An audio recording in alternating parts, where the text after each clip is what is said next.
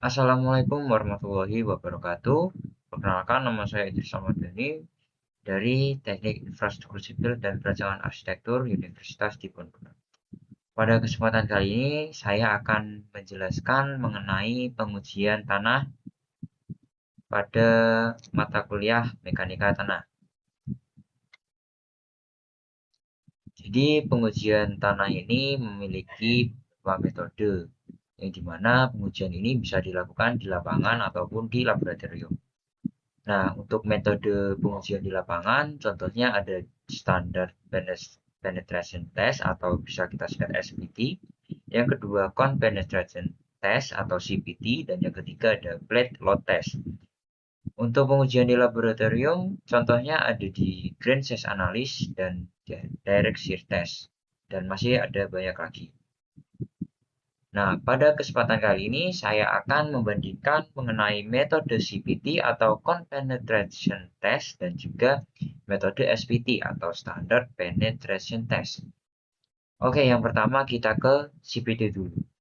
Jadi CPT ini adalah uji penetrasi statis untuk menentukan sifat-sifat teknis tanah secara langsung di lapangan tanpa perlu pengambilan sampel tanah.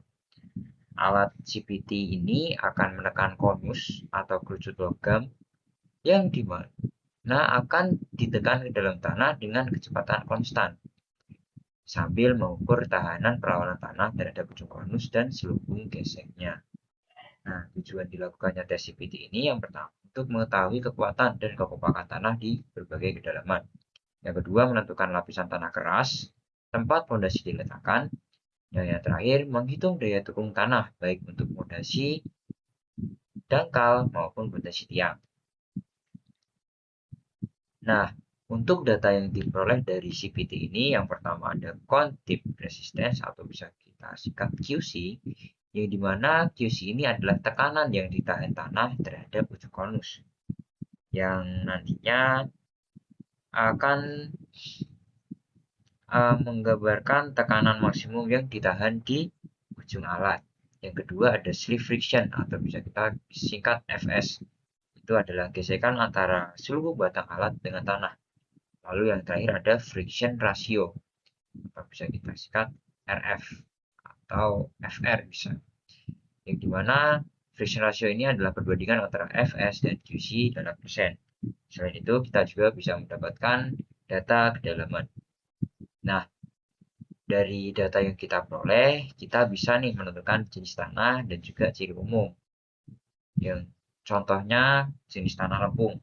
Jika nilai QC kita di bawah 2 MPa dengan rasio gesek kita lebih dari 2%, dan jenis tanah lanau, pasir, kerikil, atau batuan lunak seperti yang ditampilkan pada slide berikut ini dengan ciri umum yang juga diberikan. Nah, ini dia contoh grafik dari CPT. Bisa kita lihat di sini ada yang merah, ada yang ungu, ada yang hijau. Jadi yang merah ini adalah QC, yang hijau ini adalah FR atau friction ratio, dan yang sebelah sini ada di kedalamannya. Nah, untuk penggunaan grafik CVT ini terhadap daya dukung tanah dapat kita tentukan jika tanah keras kita ada di bawah 3 meter, kita bisa menggunakan fondasi dangkal. Sedangkan jika tanah keras kita ada di 3 sampai 5 meter atau lebih, kita bisa menggunakan fondasi dalam. Dan kita bebas menggunakan kedalaman apapun yang kemudian bisa kita masukkan data-data yang diperoleh ke dalam rumus untuk menghitung daya dukung tanah, dukung fondasi. Kemudian kita lanjut ke metode SPT atau Standard Penetration Test. Itu adalah uji lapangan geoteknik yang dilakukan di dalam lubang bor untuk mengetahui kekerasan, kepadatan, dan konsistensi tanah pada berbagai kedalaman. Tujuannya untuk menentukan kepadatan relatif dan konsistensi. Yang kedua, menentukan potensi penurunan. Yang ketiga, mengidentifikasi stratigrafi tanah. atau lapisan-lapisan tanah, dan yang terakhir menentukan kedalaman lapisan keras atau rockhead. Nah, untuk data yang diperoleh, yang pertama ada block count atau bisa kita tulis N. Itu adalah jumlah pukulan yang diperlukan untuk menembus 300 mm terakhir dari 450 mm percobaan. Yang kedua ada kedalaman. Yang ketiga ada kondisi groundwater atau permukaan air tanah. Yang keempat ada jenis sampel. Dan yang kelima ada keterangan visual tanah seperti warna, kiran, adanya organik, fragmen, bau, dan lain-lain. Nah, berikutnya adalah contoh dari grafik SPT.